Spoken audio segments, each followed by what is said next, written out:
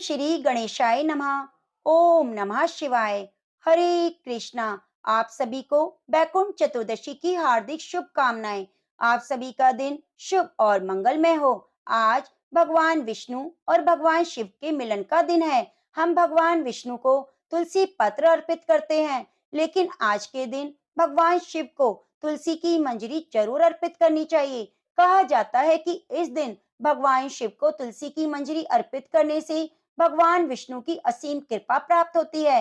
इसी दिन 365 बाती का दीपक भी मंदिर में जरूर प्रज्वलित करना चाहिए और 14 दीप का दान जरूर करना चाहिए। तो आज मैं आपको सुनाने जा रही हूँ वैकुंठ चतुर्दशी की संपूर्ण कथाएं।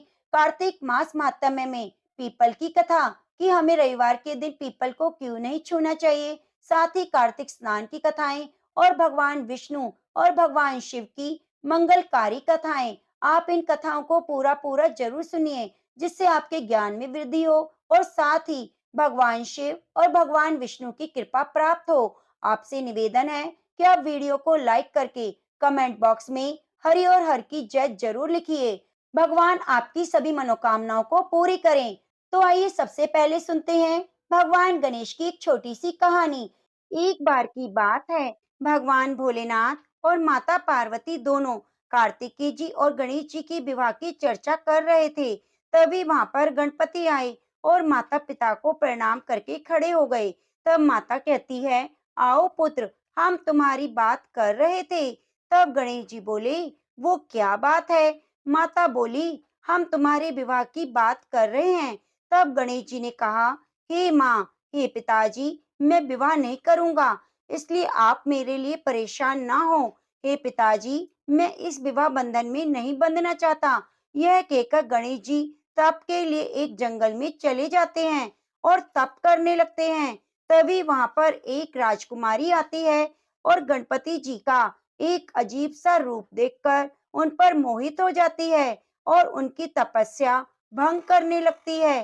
तब गणेश जी की तपस्या भंग हो जाती है। जब गणेश जी की तपस्या भंग हो जाती है, तो भगवान श्री गणेश उस स्त्री से कहते हैं, हे देवी, तुम कौन हो और मेरी तपस्या क्यों भंग कर रही हो? फिर देवी ने कहा, हे प्रभु, मैं तुलसी हूँ और वर की तलाश में निकली हूँ। आप मुझे अपने योग्य वर लगे, इसलिए मैं आपकी तपस्या भंग कर रही थी। तब गणेश जी बोले, हे देवी, मैं तुमसे विवाह नहीं कर सकता, क्योंकि मैंने विवाह ना करने की ठानी है और मैं अपने माता पिता की सेवा करना चाहता हूँ। बस मैं विवाह के चक्कर में नहीं पड़ना चाहता, इसलिए आप अपने लिए कोई और वर देख लीजिए। फिर राजकुमारी तुलसी को क्रोध आ गया।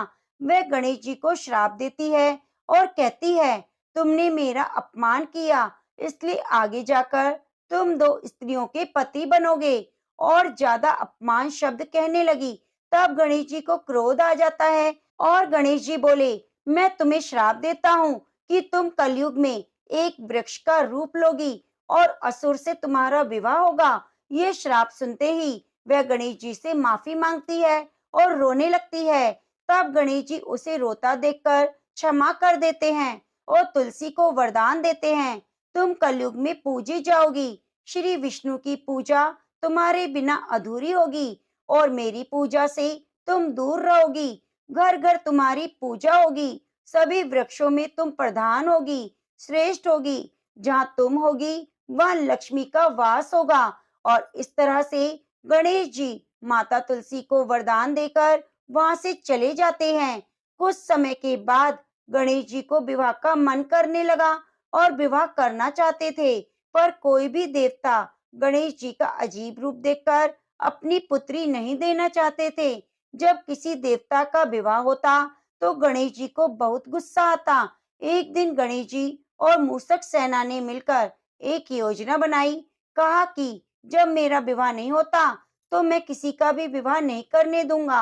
अब क्या था, जब किसी देवता का विवाह होता तो मूषक सेना जाकर वहां पर सब कुछ उथल पुथल कर देती। यह सब देवता देखकर परेशान हो गए और सबने मिलकर ब्रह्मा जी के पास जाने का निर्णय किया।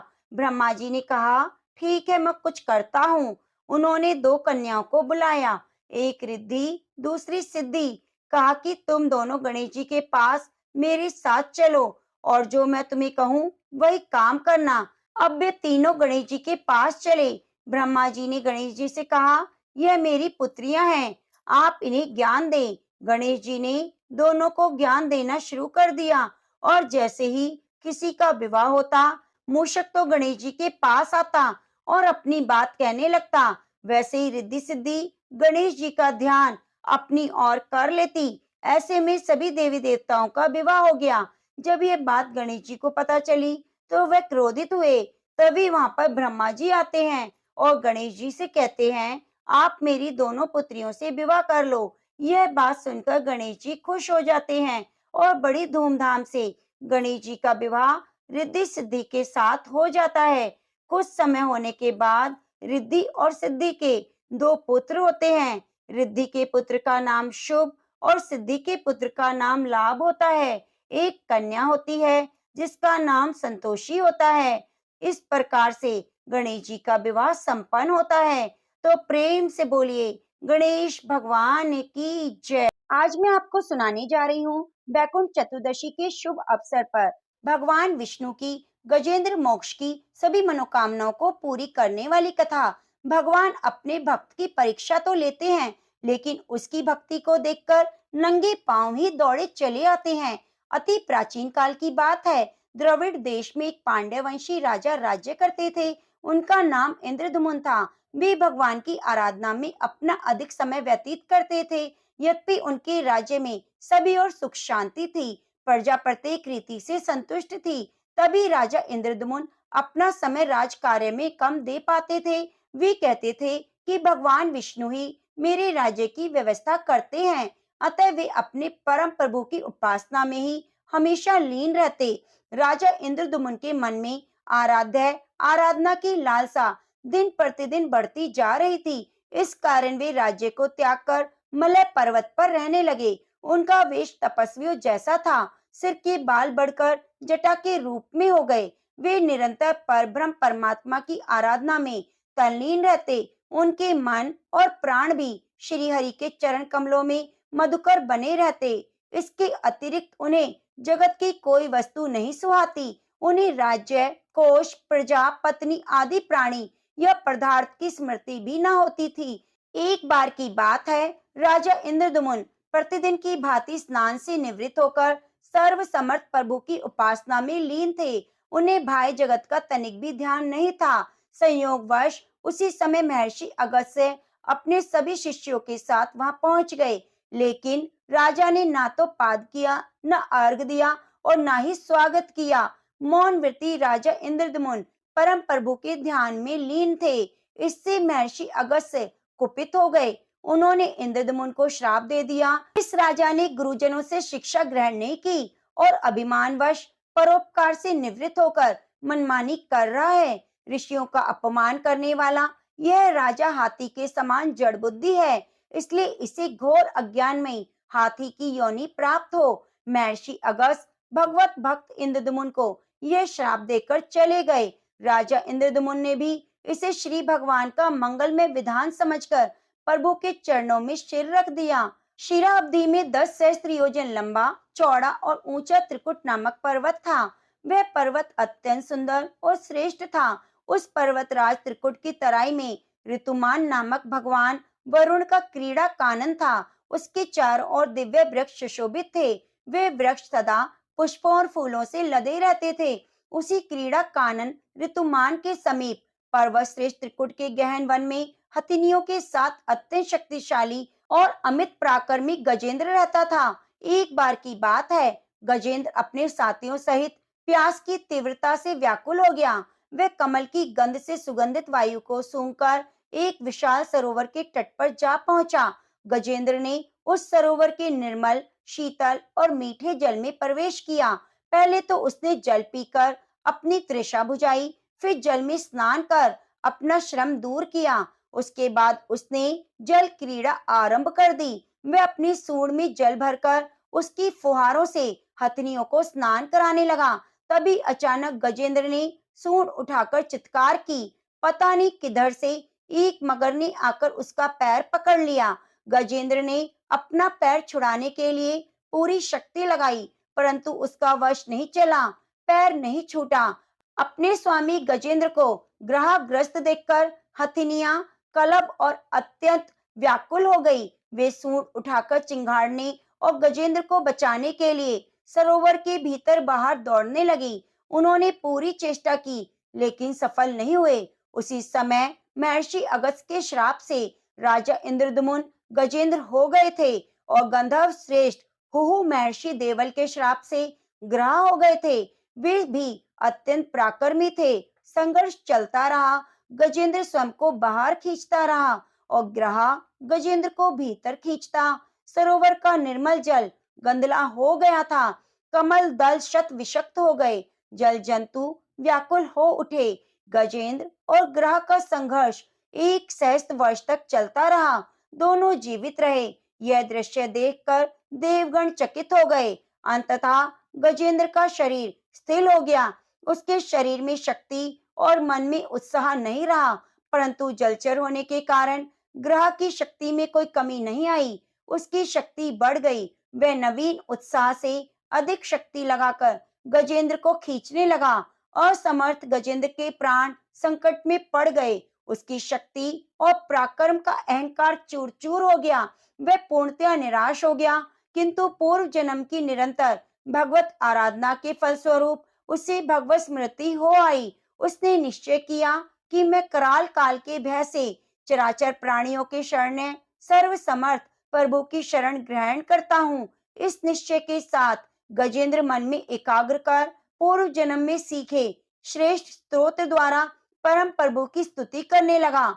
गजेंद्र की स्तुति सुनकर भगवान विष्णु प्रकट हो गए और गजेंद्र को पीड़ित देखकर भगवान विष्णु गरुड़ पर आरूढ़ होकर अत्यंत शीघ्रता से उक्त सरोवर के तट पर पहुंचे। जब जीवन से निराश और पीड़ा से छटपटाते गजेंद्र ने हाथ में चक्र लिए गरुड़ भगवान विष्णु को तीव्रता से अपनी ओर आते देखा, तो उसने कमल का एक सुंदर पुष्प अपनी सूंड में लेकर ऊपर उठाया और बड़े कष्ट से कहा, नारायण जगत गुरु भगवान, आपको नमस्कार है। गजेंद्र को अत्यंत पीड़ित देखकर भगवान विष्णु गरुड़ की पीठ से कूद पड़े और गजेंद्र के साथ ग्रह को भी सरोवर के बाहर खींच लाए और तुरंत अपने तीक्ष्ण चक्र से ग्रह की मुंह फाड़कर गजेंद्र को मुक्त कर दिया। ब्रह्म आदि देवगण श्री हरि की प्रशंसा करते हुए उनके ऊपर फूलों की वृष्टि करने लगे। सिद्ध और महर्षि पर ब्रह्म भगवान विष्णु का गुणगान करने लगे।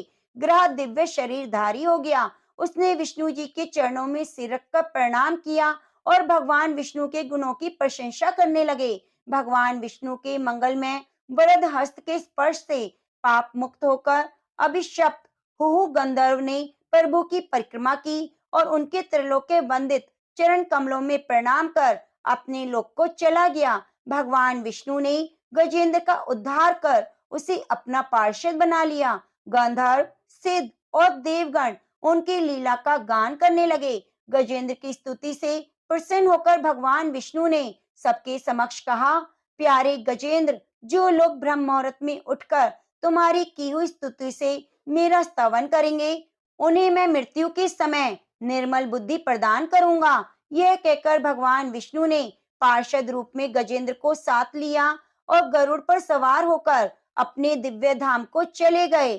तो प्रेम से बोलिए लक्ष्मी नारायण भगवान की जय।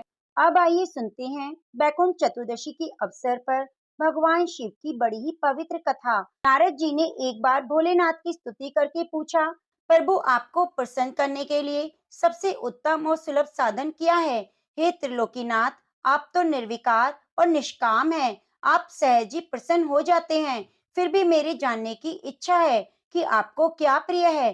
तब शिव जी बोले, नारद जी, वैसे तो मुझे भक्त के भाव सबसे प्रिय हैं, फिर भी आपने पूछा है तो मैं बताता हूँ। मुझे जल के साथ बिल्व पत्र बहुत प्रिय है। जो अखंड बिल्व पत्र मुझे श्रद्धा से अर्पित करते हैं, मैं उन्हें अपने लोक में स्थान देता हूँ। नारद जी भगवान शंकर और माता पार्वती की वंदना कर अपने लोक को चले गए। उनके जाने के बाद पार्वती जी ने शिव जी से पूछा, हे प्रभु, मेरी यह जानने की बड़ी तीव्र इच्छा हो रही है कि आपको बेलपत्र इतने प्रिय क्यों हैं? कृपया करके मेरी जिज्ञासा शांत कीजिए।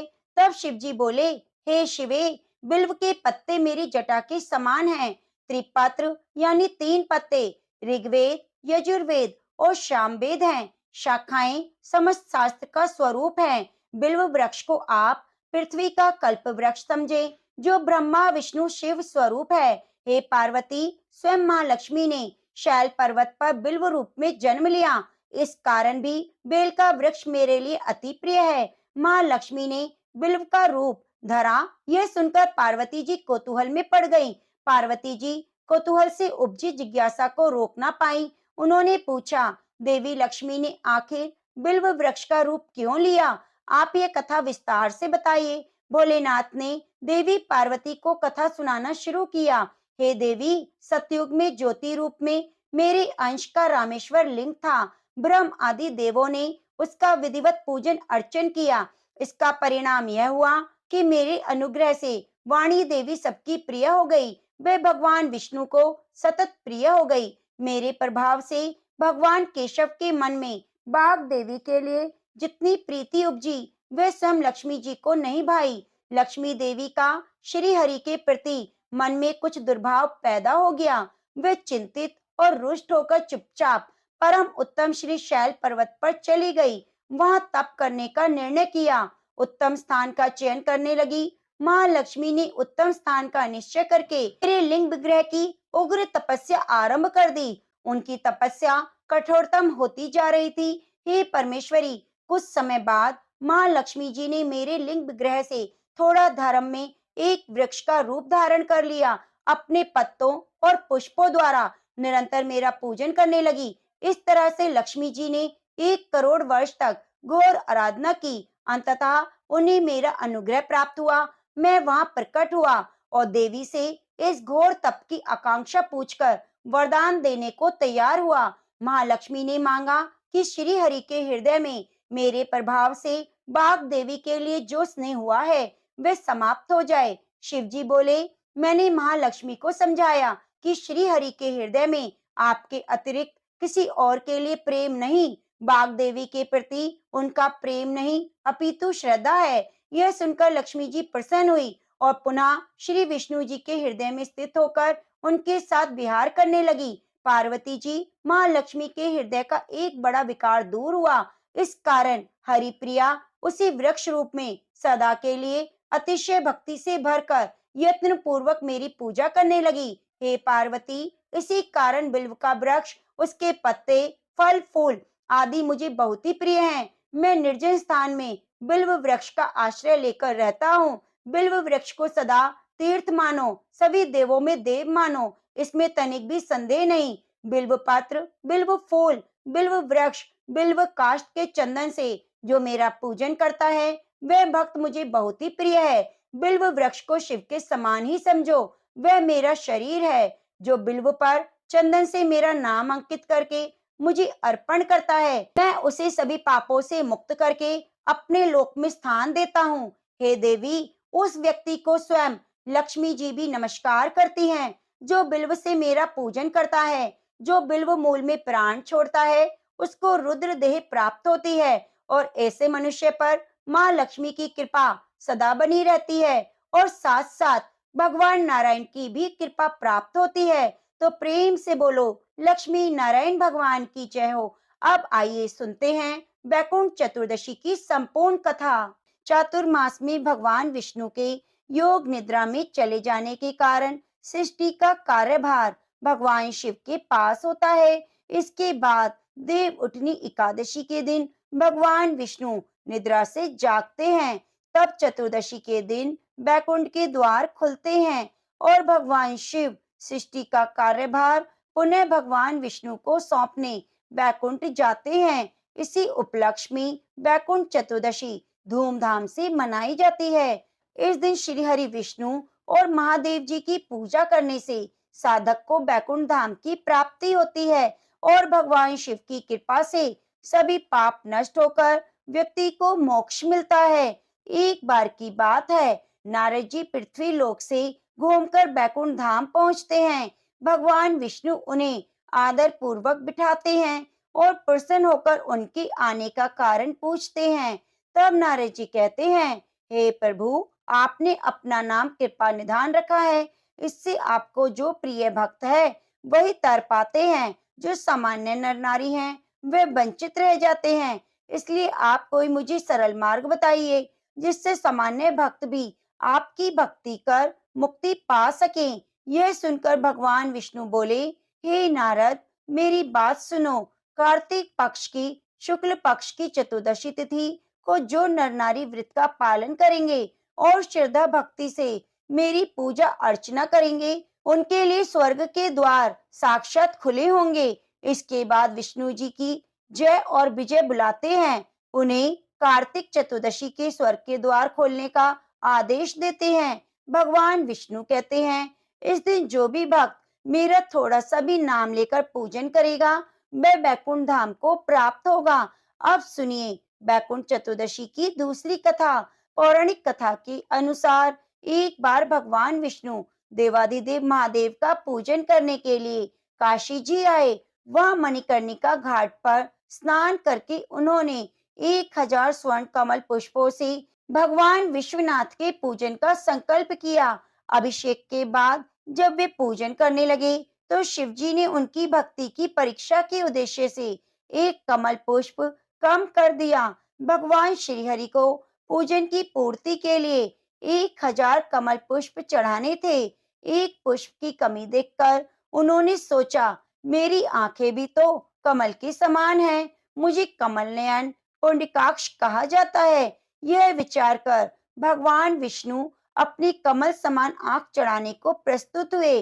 विष्णु जी की इस अगाध भक्ति से प्रसन्न होकर देवाधिदेव महादेव प्रकट होकर बोले, हे विष्णु, तुम्हारे समान संसार में दूसरा कोई मेरा भक्त नहीं। आज की यह कार्तिक शुक्ल चतुर्दशी अब बैकुंठ चतुर्दशी कहलाएगी और इस दिन व्रत पूर्वक जो पहले आपका पूजन करेगा उसे बैकुंठ लोक की प्राप्ति होगी। भगवान शिव ने इसी बैकुंठ चतुर्दशी को करोड़ों सूर्य की कांति के समान सुदर्शन चक्र भगवान विष्णु को प्रदान किया। शिव जी और विष्णु जी कहते हैं, इस दिन स्वर्ग के द्वार खुले रहेंगे। मृत्यु लोक में रहने वाला कोई भी व्यक्ति इस व्रत को करता है वह अपना स्थान बैकुंठ धाम में सुनिश्चित करेगा। तो प्रेम से बोलिए भगवान विष्णु और महादेव की जय। अब सुनते हैं अगली कथा।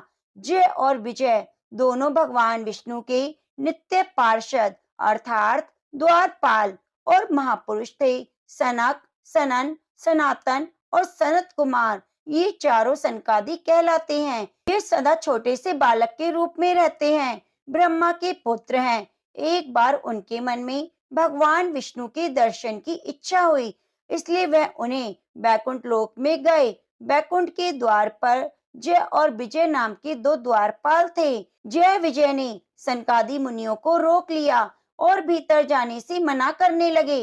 इस प्रकार मना करने पर सनकादि ऋषि ने क्रोध में आकर कहा, अरे मूर्खो, हम तो भगवान विष्णु के भक्त हैं, हमारी गति कहीं भी नहीं रुकती। हम विष्णु जी के दर्शन करना चाहते हैं, तुम हमें उनके दर्शन से क्यों रोकते हो? तो तुम लोग तो भगवान की सेवा में रहते हो, तुम्हें तो उन्हीं के समान समदर्शी होना चाहिए। जैसा कि भगवान का स्वभाव परम शांति में है, तुम्हारा स्वभाव भी वैसा ही होना चाहिए। मैं भगवान विष्णु के दर्शन के लिए जाने दो। सनकादि ऋषि इस प्रकार कहने पर भी जय और विजय उन्हें बैकुंठ के अंदर जाने से रोकने लगे। जय और विजय इस प्रकार रोकने पर सनकादि ऋषियों ने कहा, भगवान विष्णु के समीप रहने के बाद भी तुम लोगों में अहंकार आ गया है।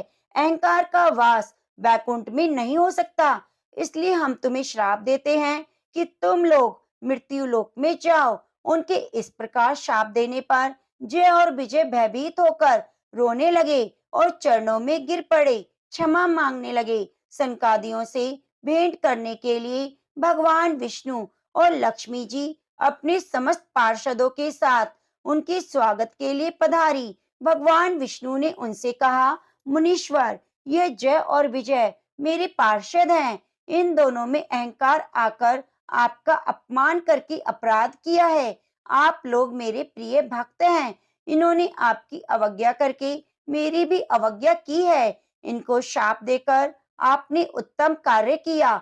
इन्होंने ब्राह्मणों का तिरस्कार किया है, उसे मैं अपना तिरस्कार मानता हूँ। मैं जय और विजय की ओर से क्षमा याचना करता हूँ। सेवकों का अपराध होने पर भी संसार स्वामी का ही अपराध मानता है, इसलिए मैं आप लोगों की प्रसन्नता की भिक्षा चाहता हूँ। भगवान के इन मधुर वचनों से सनकादि ऋषियों का क्रोध तुरंत शांत हो गया। भगवान की इस उदारता से वे आनंदित हुए और बोले, आप धर्म की मर्यादा रखने वाले ब्राह्मणों को इतना आदर देते हैं। हे नाथ, हमने इस निरपराध पार्षदों को क्रोध के वश में होकर श्राप दे दिया, इसलिए हम क्षमा चाहते हैं।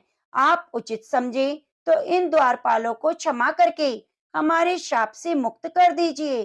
तब भगवान विष्णु ने कहा, हे मुनिगणों, मैं सर्वशक्तिमान होने के बाद भी ब्राह्मणों के वचन को असत्य नहीं करना चाहता, क्योंकि इससे धर्म का उल्लंघन होता है। आपने जो शाप दिया है वह मेरी ही प्रेरणा से हुआ है। यहाँ पर ध्यान देने की बात है कि जो भक्त भगवान को पा लेता है उसे महापुरुष कहते हैं।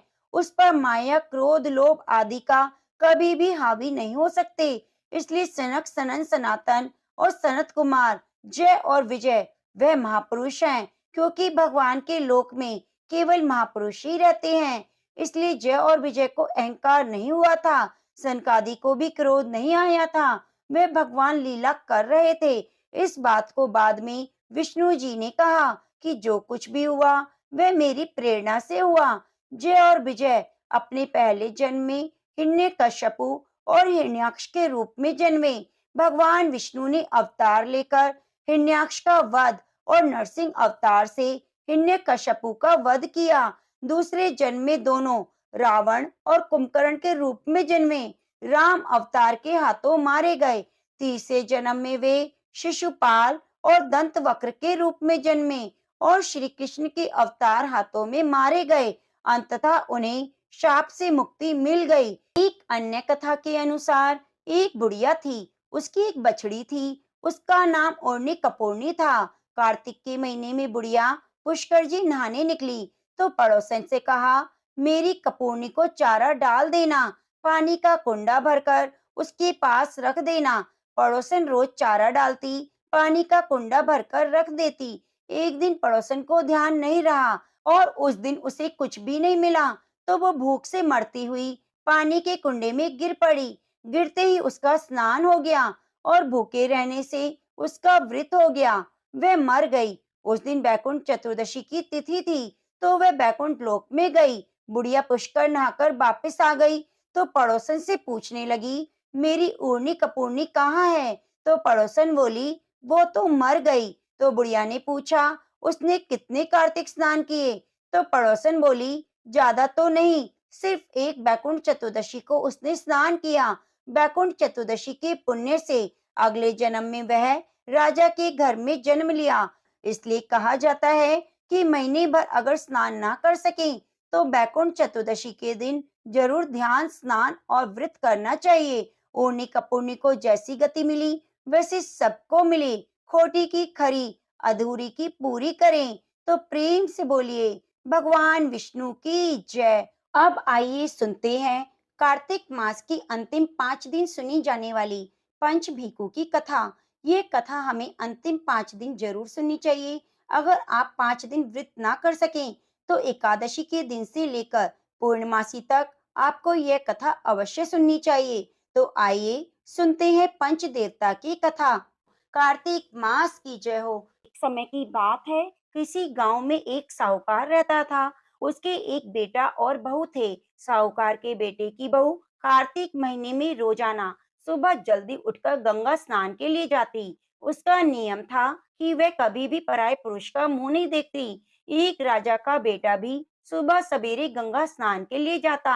यह देखकर हैरान होता कि मैं बहुत जल्दी आता हूँ स्नान करने, लेकिन कोई तो है जो मुझसे भी पहले आकर स्नान करके चला जाता है। तो राजा का बेटा रोजाना सुबह जल्दी आने की कोशिश करता, पर साहूकार की बहू उससे भी पहले स्नान करके चली जाती। ऐसा करते करते कार्तिक का महीना बीतने लगा। सिर्फ अंतिम 5 दिन बाकी बचे थे। साहूकार कहने लगा, अब तो मैं पता लगाकर रहूंगा कि कौन है इस तरह। वह सोचते हुए वो कार्तिक स्नान के लिए जा रहा था, तो साहूकार की बहू स्नान करके घर जा रही थी। जैसे ही साहूकार के बेटे की बहू को लगा कि कोई तो है, तो वह जल्दी जल्दी अपने घर जाने लगी। जल्दबाजी में उसकी माला मोजड़ी वहीं छूट गई, तो वह घर चली गई और राजा का बेटा देखने लगा कि कोई तो था जो स्नान कर रहा था, अब कहाँ चला गया। इधर उधर देखने लगा, तभी उसकी नजर माला मोचड़ी पर पड़ी, तो उसने उठा ली और सोचने लगा, यह कोई औरत है जो मुझसे पहले स्नान करने आती है।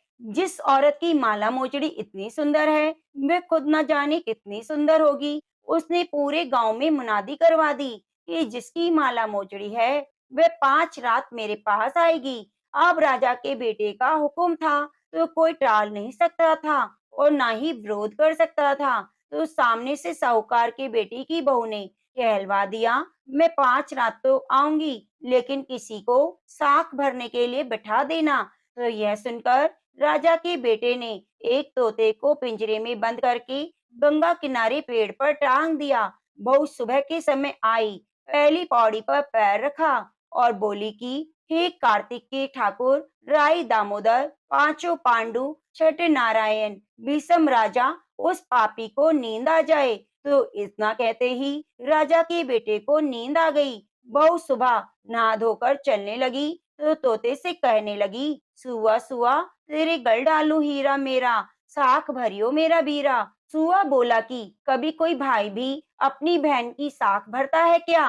तो वह कहने लगी, सुआ सुआ मैं सुबह तेरे पैरों में नेवर डालूंगी, साख भरियो मेरा देवर। तो सुए ने कहा, ठीक है भाभी, मैं आपकी साख भरूंगा। तो सुनकर वह बहुत खुश हुई और अपने घर चली गई। उसके जाने के बाद राजा का बेटा हड़बड़ा कर उठा और सुए से पूछने लगा, सुआ वो आई थी क्या? कैसी थी? सुआ बोला, आभा की बिजली, होली की झल, केला सी कामनी, गुलाब का सा रंग। तो ये सुनकर राजा का बेटा मन मचलने लगा और सोचने लगा कि मैं भी कैसा हूँ। वह आई और मैं सो गया, कल से मैं नींद नहीं लूंगा। अगले दिन राजा के बेटे ने सोचा कि आज मैं अपनी उंगली में चीरा लगा लेता हूँ ताकि मुझे नींद ना आए।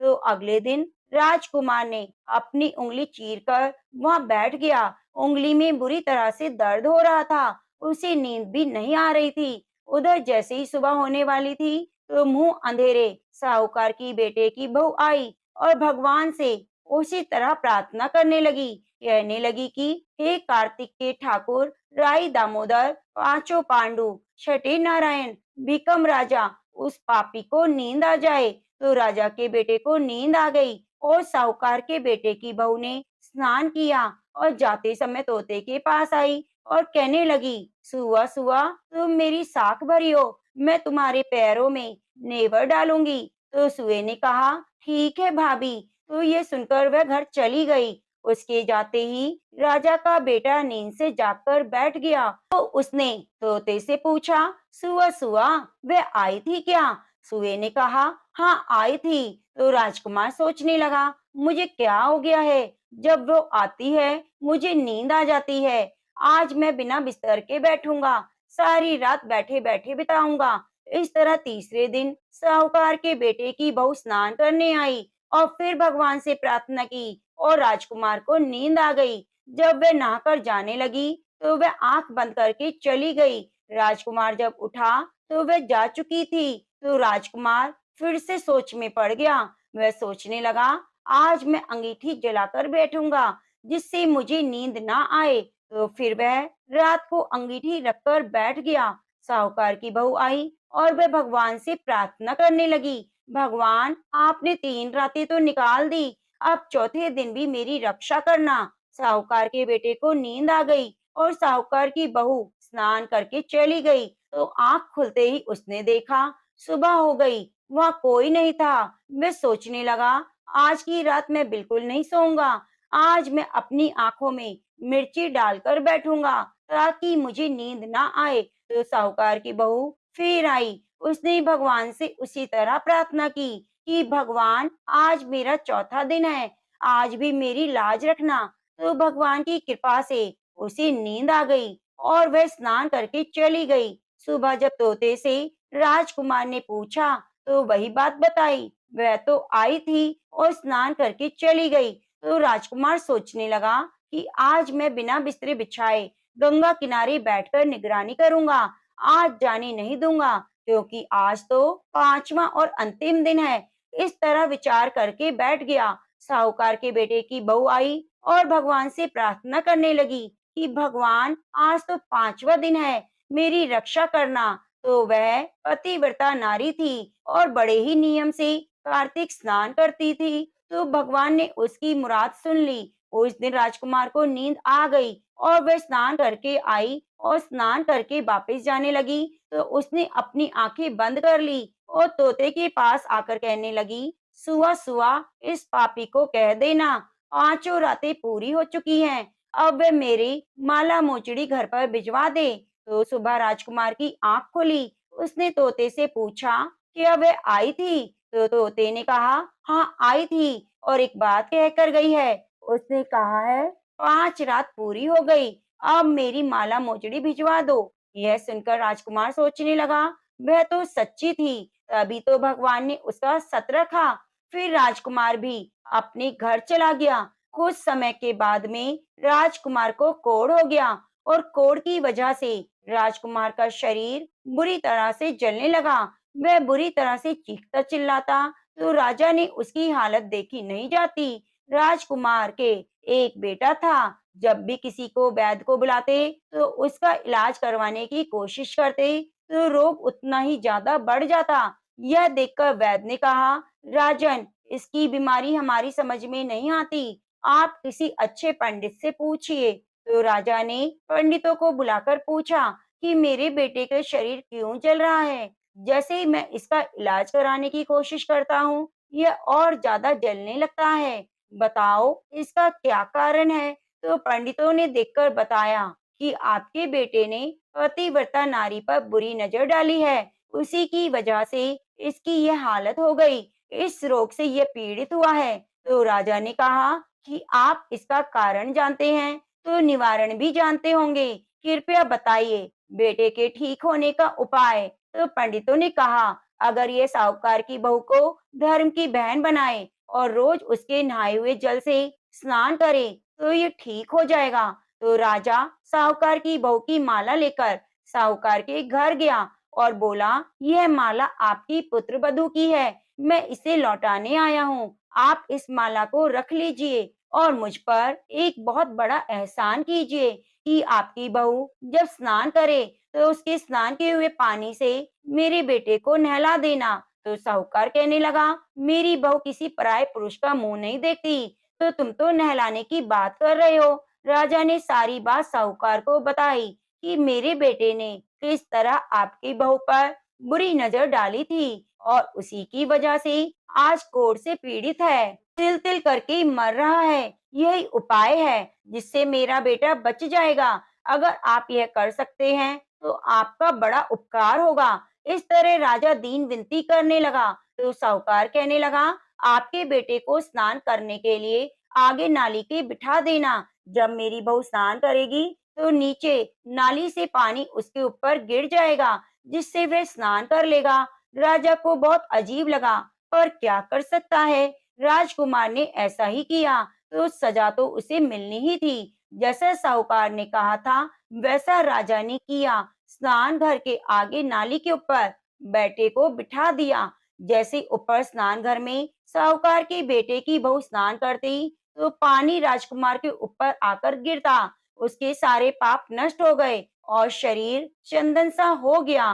तो उसके ठीक होते ही साहूकार के बेटे की बहू से माफी मांगी और कहा, आज से तुम मेरी बहन हो, मैं तुम्हारा भाई हूँ, मेरे पिछले सारे अपराध क्षमा करो। आज से मैं दोबारा ऐसी गलती नहीं करूंगा, किसी के साथ नहीं करूंगा। इस तरह कार्तिक स्नान करने से भगवान श्री हरि ने साहूकार की पुत्र वधू की रक्षा करी। पंच देवता, जैसे आपने साहूकार के बेटे की बहू का सत रखा, वैसे सभी का रखना। जो भी पतिव्रता नारी कार्तिक स्नान करे, पति धर्म के नियमों का पालन करे, उसके सुहाग और सौभाग्य की हमेशा रक्षा करना। जय हो पंच देवता। पूनो नहाई पड़वा नहाई, पांच रतन पंच तीरथ, पंच भीकम नहाई। एक टका मेरी गांठ में सुनियो, रघुराई आधे का लाई आंवला, आधे की राई, राई दामोदर सांवला, जिसने सृष्टि रचाई। राजा के घर उतरी, उतरी बन आई, राजा लाया ब्याह के, रानी बन आई। चार चक्कर चार मकर, चार दिए की लौ। मैं तुझसे पूछूं श्री कृष्ण जी, कब निस्तारा होए। जब आएगा कार्तिक का महीना, तब निस्तारा होए। तो प्रेम से बोलिए, कार्तिक के राई दामोदर भगवान की जय। एक माँ बेटी थी, बेटी का नाम राई था। वे बहुत ही सुंदर और सुशील थी। भगवान कृष्ण की पक्की भक्त थी।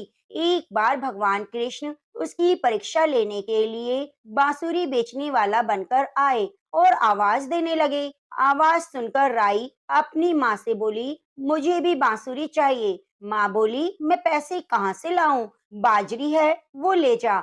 बाजरी को भगवान ने फूंक मारी तो फूंक उड़कर राई की आंख में चली गई। राई जोर जोर से रोने लगी। भगवान वहां से अंतर्ध्यान हो गए और वैद्य का रूप धारण करके वहां आए। आवाज देने लगे। राई की माँ बाहर आई और बोली, वैद्य जी, मेरी बेटी की आंख में फूस गिर गया है, उसे निकाल दो। भगवान बोले, अगर मैं फूस निकालूं तो उसका विवाह मेरे साथ करना पड़ेगा। राय की माँ तैयार हो गई, सगाई कर दी। कार्तिक शुक्ल 11 के दिन विवाह निश्चित किया गया। माँ सोचने लगी, बेटी को क्या दूं? सोने की दुकान पर जाकर बोली, मेरी राय के लिए लौंग और बिछिया घड़ दो। सुनार बोला, मुझे समय नहीं, मैं तो कृष्ण भगवान के गहने बना रहा हूँ। हलवाई और बनिया वहां पर भी गई तो उन्होंने भी यही जवाब दिया। माँ तो घर आ गई, अब क्या करे? वो घर आई, झोपड़ी महल में बदल गई। आनंद हो गया। ठाठ से विवाह की तैयारियां होने लगी। भगवान बारात लाए। माँ ने खूब ठाठ से राई का विवाह भगवान कृष्ण के साथ कर दिया। भगवान राई को लेकर द्वारका आए तो राई के महल में ही रहने लगे। दूसरी रानियां चिढ़ने लगी। सावन में राई अपने मायके गई। भगवान ने सोचा, राई के तीज भेजूं। 7 जरी की बेस और 5 सोने की पाजेबें रखी। 2 हंसों को बुलाया और बोले, सीधे राई के पीहर जाना, कहीं रुकना मत। राधा रुक्मण को पता चला तो उन्होंने हंसों को अपने महल में बुलाया और कहा, थोड़े मोती चुग लो। हंस आ गए, मोती चुगने लगे। राधा रुक्मन ने सारा सामान निकालकर उसमें फटे पुराने कपड़े और 5 कांटे बांध दिए। पोटली हंस को दे दी। हंस सामान लेकर राई के पास गए। राई खुशी से नाचने लगी। जैसे ही पोटली खोली, 5 उंगलियों में 5 कांटे चुभ गए। राई बहुत दुखी हुई। सावन खत्म हुआ। भगवान लेने आए। राई भगवान से बोली नहीं। भगवान आए तो राई दूर दूर हो जाए। भगवान ने सोचा, कोई बात नहीं। राई फिर भी नहीं बोली। इतने पर भी राई भगवान को अपने महल में ले आते हैं। राई भगवान को भोजन में दही जरूर देती थी। एक दिन भगवान ने सोचा कि राई मुझसे बात नहीं करती, इसके लिए कोई योजना बनानी पड़ेगी। तो एक दिन भगवान बिल्ली का रूप धारण करके राई के महल में आए और सारी दही खा गए। अब राई दही कहाँ से लाए? भगवान गुजरी का रूप बनाकर दही बेचने आ गए। राई नीचे जाकर बोली, थोड़ा दही दे दो। गुजरी रूप भगवान बोले, राई तुम उदास क्यों हो? हमने सुना है आप भगवान से नाराज हैं। राई बोली, तुझे क्या मतलब, तू जा। तो गुजरी रूप भगवान बोले, हम सहेली जैसी हैं, तो मन की बात कहो, मैं किसी को नहीं कहूंगी। राई ने सारी बात कही। सुनते ही भगवान को अचंभा हुआ और वे असली रूप में आ गए और बोले, ये कैसे हो सकता है? मैंने तो जरी की साड़ी भेजी थी, सोने की पाजेब भेजी थी। भगवान ने हंसों को बुलाकर पूछा, तुम कहीं रुके तो नहीं? हंस बोले, राधा रुक्मन के महल में रुके और कहीं नहीं रुके। भगवान ने राधा रुक्मन को बुलाया और पूछा, आपने ऐसा क्यों किया? वो बोली, हमारे महल में आप नहीं पधारे, इसलिए हमने ऐसा किया। भगवान बोले, अगर आप हमें प्रेम से बुलाते तो हम जरूर आते। फिर भगवान बोले, कार्तिक का महीना राई को दूंगा, 5 दिन पचतिथिया राधा रुक्मण को और 11वां सत्यभामा को दूंगा। भगवान ने सबको मान दिया।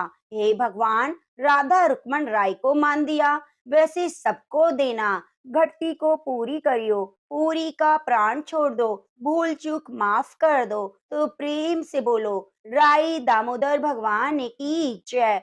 एक समय की बात है, एक छोटी सी लड़की जो कार्तिक स्नान किया करती और फिर बड़े श्रद्धा भाव से तुलसी के पौधे में जल सींचती, घी का दीपक जलाकर राई दामोदर की कथा सुनती।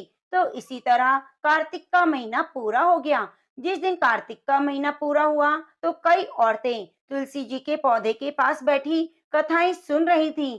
तो वे आपस में बातें करने लगी कि गंगा जी जाएं या यमुना जी जाएं या हरिद्वार स्नान करके आएं। तो उनमें से एक महिला कहने लगी, मैं तो कहीं नहीं जाऊंगी, घर पर ही राई दामोदर भगवान को भोजन कराऊंगी। तो वह लड़की वहीं पर बैठी थी, पूछने लगी, राई दामोदर भगवान कैसे होते हैं? वह औरत बोली, सर पर मोर मुकुट, गले में बैजंती माला, हाथ में बांसुरी और पीतांबर पहने हुए ऐसे होते हैं राई दामोदर भगवान। तो वह लड़की भागी भागी अपने घर आई और अपनी माँ से कहने लगी, माँ मुझे भी अच्छे अच्छे पकवान बनाकर दो, मैं भी आज राई दामोदर भगवान को भोजन कराऊंगी। तो उसकी माँ कहने लगी, बेटा भोग लगाया जाता है, सच में भगवान नहीं आते। पर वह कहने लगी, नहीं माँ, भगवान आते हैं, आप मुझे भोजन बनाकर दो, मैं मंदिर जाऊंगी, भगवान सच में आएंगे। तो वह कहकर अपनी माँ से खाना बनवाकर मंदिर चली गई और मंदिर में बैठकर कहने लगी, आओ नारायण, जीमो नारायण, मैं लाई हूँ भोजन, न्यारा न्यारा, जल्दी से जीमो, मुझे बताओ कैसा बना है। नारायण घर जाऊंगी, माँ को बताऊंगी, सबको बताऊंगी, आए थे आज नारायण, आए थे आज मेरे नारायण। इस तरह बार बार कहती रही, पर नारायण नहीं आए।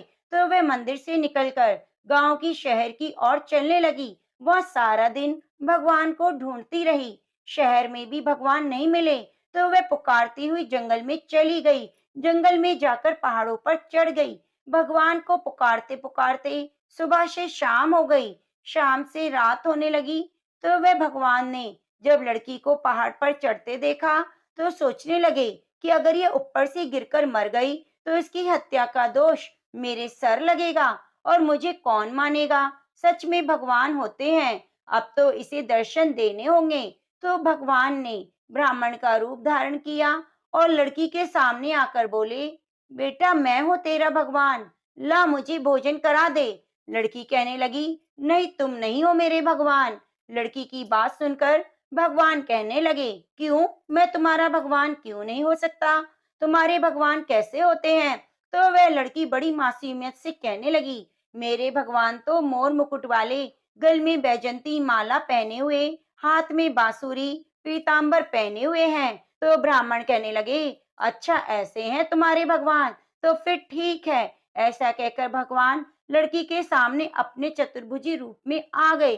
तो भगवान को साक्षात अपने सामने देखकर लड़की बहुत खुश हुई और कहने लगी, हाँ हाँ, तुम ही हो मेरे राई दामोदर भगवान। अब वह छोटी सी लड़की आगे आगे भाग रही थी और भगवान पीछे पीछे जा रहे थे।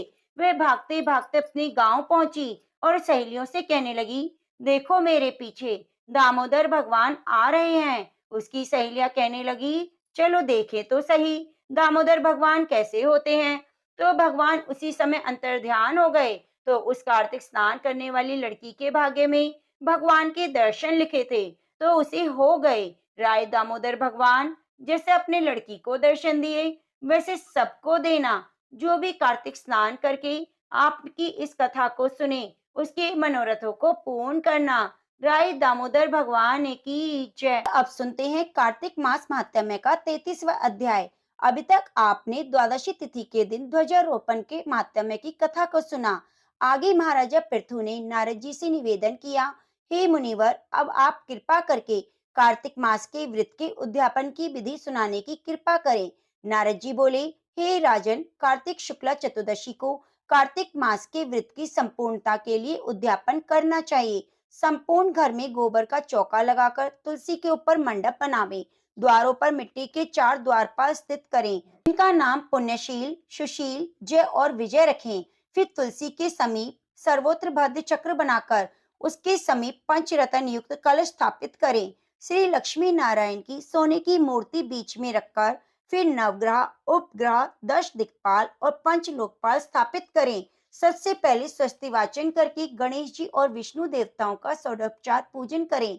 भगवान को पीले रंग की सुंदर रेशमी पोशाक पहनावें, शैया दान करें, फिर ब्राह्मणों को भोजन करावें और गौ की पूजा करके गोदान करें। एक ब्राह्मण को सपत्नी भोजन कराएं, फिर दोनों को वस्त्र, आभूषण, पात्र और दक्षिणा देकर संतुष्ट करें और प्रणाम करके उनका आशीर्वाद प्राप्त करें। यह सब कार्य श्रद्धा पूर्वक करने से व्रत का पूर्ण फल प्राप्त हो जाता है तथा अंत में विष्णु लोक की प्राप्ति होती है। जो व्यक्ति कार्तिक के इस व्रत को कहता है, सुनता है, देखता है, उसको चौथाई फल की प्राप्ति होती है। उद्यापन की पूर्ण विधि जानने के बाद सूत जी बोले, हे ऋषियों, यदि किसी ने उद्यापन के सामर्थ्य न हो तो कुछ ब्राह्मणों को भोजन करा दे। ब्राह्मण ना मिले तो गाय, पीपल, बट वृक्ष का पूजन करे, क्योंकि पीपल विष्णु जी का, वट शिव जी का रूप है। इसी प्रकार पलाश ब्रह्मा जी का रूप माना गया है। यह सुनकर ऋषियों ने पूछा, हे सूत जी, ब्रह्मा, विष्णु, शिव जी वृक्ष भाव को किस प्रकार प्राप्त हुए, ये बताने की कृपा करें। सूत जी ने कहा, हे ऋषियों, किसी समय शिव पार्वती जी एकांत में विराजमान थे। उस समय देवताओं द्वारा भेजे गए अग्निदेव द्वारा उनके एकांतवास में विघ्न उपस्थित हुआ। इस पर पार्वती जी ने क्रोधित होकर देवताओं को श्राप दिया कि तुम वृक्ष रूप हो जाओ। तब विष्णु गया में जाकर पीपल और शिव काशी में अक्षयवट और ब्रह्मा जी पलाश रूप में हो गए। बस तभी से पीपल वट वृक्ष का पूजन होता है।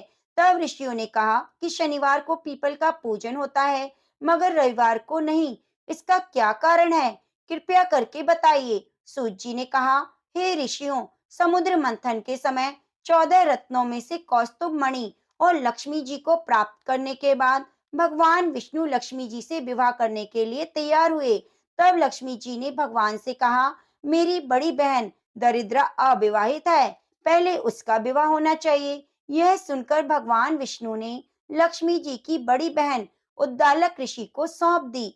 यद्यपि दरिद्रा का रंग काला, नेत्र लाल, बाल बिखरे होने के कारण कुरूपा थी, तथापि भगवान की आज्ञा मानकर उद्दालक ऋषि दरिद्रा को अपने आश्रम में ले आए। आश्रम में आकर दरिद्रा ने देखा वहां वेद पाठ हवन हो रहे हैं। यह देखकर उसने मुनि से कहा, मैं ऐसे स्थान में रहने के बजाय उस स्थान में रह सकती हूँ जहाँ चोर जुआरी ब्राह्मणों का अपमान करने वाले हों। उनकी यह बात सुनकर उद्दालक ऋषि अत्यंत दुखी हुए और वहीं छोड़कर और यह कहकर चले गए कि मैं तुम्हारे लिए उपयुक्त स्थान देखकर आता हूँ।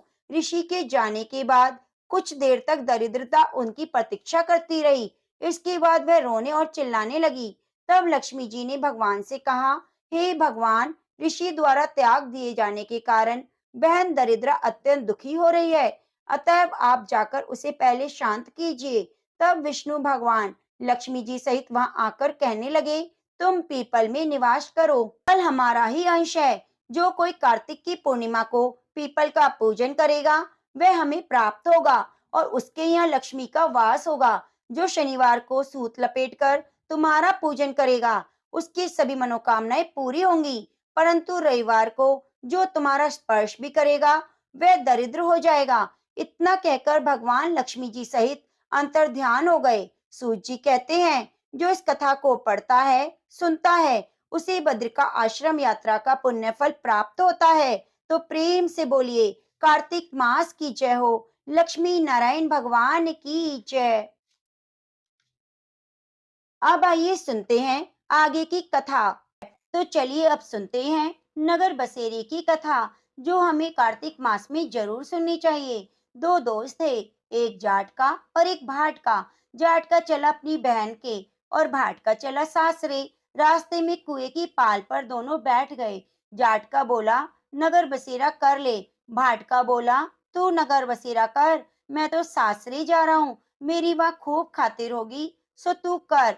जाट कुएं की पाल पर बैठकर पानी की घंटी और चावल का दाना लेकर आराम करने लगा और कहने लगा, नगर बसेरा जो करे सो मल धोवे पाँव, ताता मांडा तापसी देगी मेरी माँ। माना देगी मावसी, देगी द्वारका का वास, मीठा मीठा घास, वृंदावन का वास, पांच उल्टी छठी रास, मेरो जुड़ो श्री कृष्ण के पास, डालू पानी हो जाए घी, झट से निकल जाए मेरा जी। ऐसा कहकर वह चल पड़ा। जाट की बहन ने बूरा चावल परोस कर खूब बातचीत की।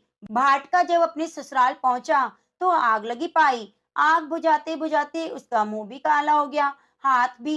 रोटी मिली ना पानी। पड़ोसन आई और बोली कि जवाई आया है, उसकी पूछ कर लो। सास ने कहा, क्या करूं, मेरा तापड़ा भुपता चला गया। पड़ोसन ने रोटी और छाछ दी, उसे खा ली। शाम को दोनों फिर मिले। जाटके ने पूछा, क्या हुआ? भाट का बोला, मेरे ससुराल में आग लगी हुई थी, उसे बुझाते बुझाते मेरे हाथ पांव काले हो गए, रोटी मिली ना पानी। जाट का बोला, मेरी तो खूब खातिर हुई, मैंने कही थी ना नगर बसेरा कर ले। अब कर ले। भाट का बोला, मैं अभी नहीं करूंगा, तेरी मावसी है, पता नहीं रोटी देगी या नहीं देगी, मेरी तो माँ है। दही की छुंचली चूरमा की पेड़ी धरी पावेगी। भाट ने नहीं किया, परंतु जाटके ने नगर बसेरा किया। नगर बसेरा जो करे सो मल धोवे पाँव, टाटा माड़ा तापसी देगी मेरी माँ। माँ देना महावसी, देगा द्वारका का वासी, मीठा मीठा घास, वृंदावन का वास, पांच उल्टी छठी रास, मेरो जीव श्री कृष्ण के पास, डालू पानी हो जाए घी, झट से निकल जाए मेरा जी, करके चल पड़ा। जाट जब घर पहुंचा तो उसकी मावसी ने खूब लाड प्यार किया। भाट जब घर पहुंचा तो उसकी भैंस खो गई। बाप एक लाठी धरे, एक उठावे, बोला कि ससुराल गया तो वहां आग लगा दी, यहाँ आया तो भैंस खो दी, ये भैंस खोज कर ला, तभी रोटी पानी मिलेगी। भाट भैंस को सारा दिन ढूंढता रहा, परंतु भैंस नहीं मिली। बाजार में फिर दोनों मिले तो जाट ने पूछा, क्या खबर है? भाट बोला, मेरे घर पहुंचते ही भैंस खो गई, उसी दिन से ढूंढ रहा हूँ, रोटी का ठिकाना नहीं। जाट बोला, मैंने तो कहा था ना नगर बसेरा कर ले। भाट का बोला, तेरे नगर बसेरे में इतना गुण है तो अब कर लेता हूँ। दोनों नगर बसेरा करने लगे। नगर बसेरा जो करे सो मल धोवे पाँव, टाटा माड़ा तापसी देगी मेरी माँ। माँ देना मावसी, द्वारका का नाथ, मीठा मीठा घास, वृंदावन का बास, पांच उल्टी छठी रास, मेरो जीव श्री कृष्ण के पास, डालू पानी हो जाए घी, झट से निकल जाए मेरा जी। ऐसा कहकर दोनों आगे चल दिए। थोड़ी दूर जाने पर भाट को अपनी भैंस मिल गई, लेकर घर आया। माँ ने कहा, लड़के को घर घुसते ही निकाल दिया, सारा दिन हो गया भूखा मरता, उसकी खूब अच्छी तरह जिमाया। फिर अपनी ससुराल में पहुंचा। ससुराल में गया तो बोले, जमाई साहब बहुत दिनों में आए, कैसे हमारी बेटी को लेने के लिए? तो बोला, जब तो आया था जब आग लग रही थी। बोली कि आग लगाते क्यों आए हो? बेटी लेने आए हो, बेटी ले जाओ। खूब ले दे के विदा की। तो सारी नगरी में ढिंडोरा पिटवा दिया कि सब कोई कार्तिक मास में पीहर सासरे आते जाते नगर बसेरा जरूर करे। नमो नमो तुलसी महारानी, नमो नमो हर की पटरानी। एक ब्राह्मण था, वह प्रतिदिन मंदिर जाता, वह प्रतिदिन तुलसी माता की पूजा करता, तुलसी माता से प्रतिदिन प्रार्थना करता, हे तुलसी महारानी मेरे आनंद करना। तुलसी माता ने सोचा, यह ब्राह्मण तो बहुत सीधा है और गरीब भी है, प्रतिदिन मेरी पूजा करता है, मैं इसके कुछ ना कुछ करना चाहती हूँ। तो तुलसी महारानी एक कन्या का रूप बनाकर बैठ गई और ब्राह्मण को बोली, ब्राह्मण मैं तेरे घर आना चाहती हूँ। ब्राह्मण ने सोचा, 6 लड़कियां तो पहले से ही हैं, 7 लड़कियों का मैं कैसे पालन पोषण करूंगा, लड़कियों की शादी कैसे कराऊंगा, मेरे पास तो कुछ भी नहीं। यह विचार करके वह बहुत परेशान रहने लगा। उसको तो खाना भी नहीं भा रहा था। उसकी औरत ने कहा, क्या बात है, आजकल बहुत दुखी रहने लगे हैं। इस पर ब्राह्मण बोला, मैं मंदिर जाता हूँ, वहां पर एक छोटी सी कन्या बैठी है, वह कहती है, ब्राह्मण मैं आपके घर आऊं? उसकी पत्नी बोली, अरे इसमें परेशान होने की क्या बात है, आ रही है तो आने दो। ब्राह्मण बोला, पहले से 6 हैं, उनकी शादी भी करवानी है। तो ब्राह्मणी बोली, अरे कोई बात नहीं, अपनी 6 लड़कियों की करवाएंगे तो सातवीं की भी करा देंगे। आप सातों लड़कियों की शादी साथ में करवा देना। अगले दिन जब ब्राह्मण मंदिर गया तो छोटी कन्या ने पूछा, ब्राह्मण मैं तेरे घर आऊं? तो ब्राह्मण बोला, हाँ चल। उसको वह घर ले आया। तुलसी माता की कन्या के रूप में ब्राह्मण के घर आने से ब्राह्मण के घर आनंद हो गया। घर में लक्ष्मी की बारिश हो गई।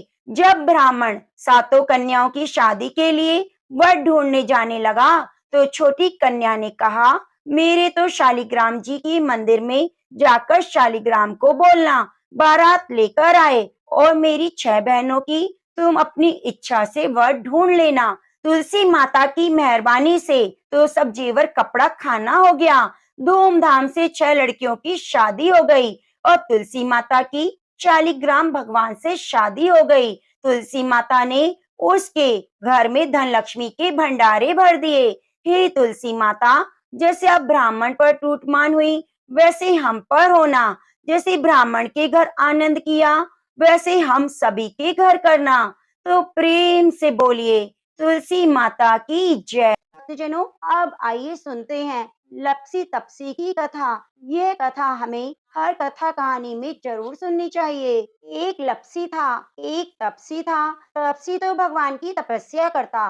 लपसी रोजाना सवा सेर का हलवा बनाकर भगवान को भोग लगाकर राली हिलाकर जीम लेता। एक दिन दोनों में झगड़ा हो गया। तपसी बोला मैं बड़ा, तपसी बोला मैं बड़ा, क्योंकि मैं भगवान की तपस्या करता हूँ। नारद जी बोले तुम्हारा फैसला मैं करूंगा। दूसरे दिन तपसी नहाकर आने लगा तो नारद जी ने 1.25 करोड़ का मुंदड़ा तपसी के आगे गिरा दिया। उसने आंखें खोलकर देखा तो मुंदड़ा पड़ा हुआ था। उसने उठाकर पैर के नीचे दबा लिया और तपस्या करने लगा। उधर लपसी ने 1.25 सेर का हलवा बनाकर भगवान को भोग लगाकर राली हिलाकर जीम लिया। इतने में नारद जी आए, दोनों को अपने पास बिठाया। दोनों पूछने लगे, बताओ नारद जी कौन बड़ा? नारद जी ने तपसी से कहा, अपना पाँव हटाओ। पाँव हटाते ही मुंदड़ा निकला। तब नारद जी बोले, तुमने इसे चुराया इसलिए तुम्हारी तपस्या भंग हो गई। लपसी बड़ा है। तपसी कहने लगा,